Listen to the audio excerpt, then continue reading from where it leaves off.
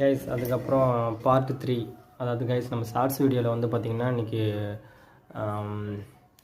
கிட்டத்தட்ட 3 நிமிஷம் தான் பேச முடியும்னு நினைக்கிறேன். அதுக்காக தான் கைஸ் ஒவ்வொரு பார்ட்டுவாக நான் போட்டுட்ருக்கேன். கைஸ் இப்பயும் சொல்கிறேன், ஒரு ஸ்டேஜ் கிடைக்கிறது அவ்வளோ ஈஸி இல்லை கைஸ். நான் 2 ஸ்டேஜை யூஸ் பண்ணிக்கிட்டேன், ஆனால் கடைசியில் கோட்டை விட்டுட்டேன். சரிங்களா? நான் வந்து பார்த்திங்கன்னா ஸ்கூலில் எப்போயும் ஆனுவல் டேயில் நான் டான்ஸ் பண்ணியிருந்தேன் தான், இல்லைன்னு சொல்லலை. அதே ஒரு காலகட்டத்துக்கு மேலே காலேஜ் முடிச்சுட்டு 106.4 எஃப்எம் சூரியன் எஃப்எம்லேருந்து திருச்சியிலேருந்து ஆடிட்டிங் பண்ணுறதுக்காக வந்திருந்தாங்க, ஆடிஷன் பண்ணுறதுக்காக. அப்போ பார்த்தீங்கன்னா ஆல் டிபார்ட்மெண்ட்,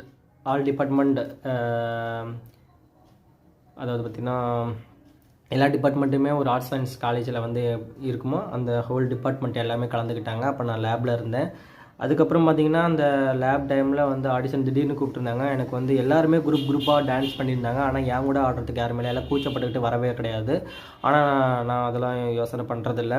அந்த டைமில் பார்த்திங்கன்னா எல்லா டிபார்ட்மெண்ட் ஆளுங்களும் ஆடிட்டோரியத்தில் போய் இருந்துட்டாங்க. அப்போ நானும் போயிருந்தேன். அந்த டைமில் பார்த்திங்கன்னா எல்லாருமே டான்ஸ் பர்ஃபார்மன்ஸ் குரூப்பாக ஆடிருந்தாங்க. ஆனால் எனக்கு குரூப்பாக ஆடுறதுக்கு யாருமே வரல, என்னோடய டிபார்ட்மெண்ட் கெமிஸ்ட்ரி டிபார்ட்மெண்ட்லேருந்து. அப்பயும் பார்த்திங்கன்னா நான் வந்து யாருக்கும் பயப்படலை. அப்போ என்னோடய கேர்ள் ஃப்ரெண்ட் ஒரு பொண்ணு கூப்பிட்டுருந்தேன், எனக்காக கொஞ்சம் அட்ஜஸ்ட் பண்ணி வா, டான்ஸ் பர்ஃபார்மன்ஸ் பண்ணணும், நம்ம டிபார்ட்மெண்ட்டுக்கு கொஞ்சம் தெரியணும் அப்படின்ட்டு இருக்கிறதுக்காக நம்ம குடிக்கிற ஸ்டேஜை நம்ம யூஸ் பண்ணிக்கணும் அப்படின்ட்டு அந்த பொண்ணு கொஞ்சம் டான்ஸ் பர்ஃபார்மன்ஸ் பண்ணோம். அந்த பொண்ணுக்கிட்ட பர்மிஷன் கேட்டு திரும்ப அந்த பொண்ணுக்கிட்ட ஆடிட்டோரியத்தில் வந்து ஸ்டேஜில் வந்து பர்ஃபார்மன்ஸ் பண்ணணும். எல்லா டிபார்ட்மெண்ட்டுமே குரூப்பாக 10 பேர் 15 பேர் அந்த மாதிரி பார்ட்டிசிபேட் பண்ணியிருந்தாங்க. ஆனால் நாங்கள் 2 பேர் மட்டும்தான் டான்ஸ் பர்ஃபார்மன்ஸ் பண்ணியிருந்தோம். ஆனால் வந்து பார்த்திங்கன்னா கடைசியில் பாட்னி டிபார்ட்மெண்ட்டு வின்னர் ஆகிடுச்சு, நாங்கள் வந்து ரன்னர் ஆகிட்டோம். அந்த ரன்னர் அது இன்னும் எனக்கு கொஞ்சம் மோட்டிவேஷன் இருந்திருந்தால் கண்டிப்பாக நான் ஃபஸ்ட்டு, அதாவது 10 பேர் ஆடி நான் ஃபஸ்ட்டு ரன்னராக இருந்தாங்க, நான் வின்னர் ஆகிட்டேன். உண்மையாக தான் சொல்கிறேன் கைஸ். அதே மாதிரி பார்த்திங்கன்னா திருச்சி ஆடிஷனுக்கு போயிருந்தேன். விஜய் டிவிலேருந்து அஜித் வந்திருந்தாங்க. அந்த யார் தமிழ் சார் ஒருத்தர் இருப்பாங்களே, அந்த ஈரோடு மகேஷ் அப்படின்னு சொல்லிட்டு அவங்களாம் இருக்காங்களா. இந்த மாதிரி பார்ட்டிசிபேட் பண்ணுறதுக்குலாம் நான் ஆடிஷன் போயிருந்தேன். கிட்டத்தட்ட அங்கே 15 பேர் வந்து குரூப் டான்ஸ் பண்ணியிருந்தாங்க. ஆனால் சிங்கிள் டான்ஸ் நான் ஒரு ஆள் தான் பண்ணியிருந்தேன். அங்கேருந்து ஜிஎம் சாரே சொல்லுவாங்க, நான் எதிர்பார்க்கல அப்படின்னு சொல்லியிருந்தாரு.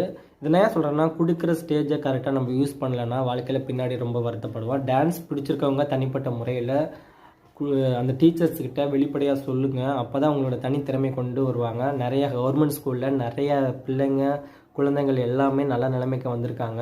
நம்ம விஜய் டிவி, ஜி தமிழ் தொலைக்காட்சி, இந்த நெட்வொர்க் தொலைக்காட்சியில் எல்லாமே வந்திருக்காங்க.